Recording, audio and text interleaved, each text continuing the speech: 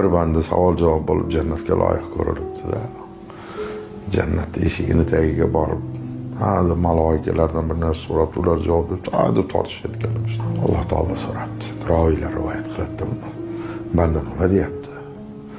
Maloikalar chiqib, ey Allohim, sen har narsani bilguvchidirsan, lekin aytaylik, shu bandang dunyoda bittasini sevgan ekanda, shu keldimi deb so'radi. Yo'q dedik. Agar u kelmasa men jannatga kirmayman deb aytyapti. Alloh taolo aytar ekanda, bandamki qul holatida boshqa bir qulni unutmabdi, men ham u bandamni unutmayman. Beringlar murodini deb haligini olib kelishar ekanda, qulni sevgan. Ya'ni baxt nima? Bu oddiy formulasi.